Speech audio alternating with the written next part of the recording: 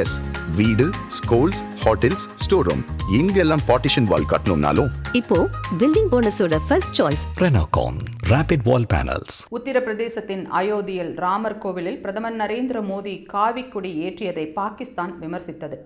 அதற்கு பதிலளித்த மத்திய வெளியுறவு அமைச்சகம், பாகிஸ்தானுக்கு பிற நாடுகளுக்கும் அறிவுரை சொல்ல எந்த தார்மீக உரிமையும் இல்லை என தெரிவித்துள்ளது.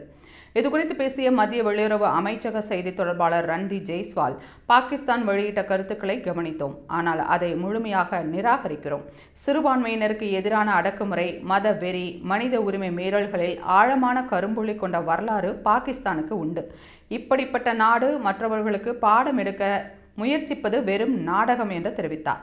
பாகிஸ்தான் வெளிநாடுகளின் உள் விவகாரங்களை விமர்சிப்பதற்கு பதிலாக தனது நாட்டில் நடக்கும் மனித உரிமை மீறல்கள், சிறுபான்மை மக்களுக்கு எதிரான அடக்குமுறைகள், பயங்கரவாத குழுக்களுக்கு வழங்கப்படும் ஆதரவு போன்ற பிரச்சனைகளில் கவனம் செலுத்த வேண்டும் என்று ரன்தீப் ஜெய்ஸ்வால் கடுமையாக சாடியுள்ளார். மரண தண்டனை விதிக்கப்பட்ட வங்கதேசத்தின் முன்னாள் பிரதமர் ஷேக் ஹசீனாவை நாடு கடத்துவது குறித்த கேள்விக்கு பதிலளித்த அவர், நாடு கடத்தல் தொடர்பாக இந்தியாவுக்கு கோரிக்கை வந்துள்ளதாக உறுதிப்படுத்தினார். அந்த கோரிக்கை இப்போதைய சட்டநிலை மற்றும் நீதித்துறை நடைமுறைகளின் கீழ் ஆய்வு செய்யப்படுவதாகவும், வங்கதேச மக்களுக்கு உதவ இந்தியா தொடர்ந்து உறுதி பூண்டுள்ளதாகவும் அவர் தெரிவித்தார்.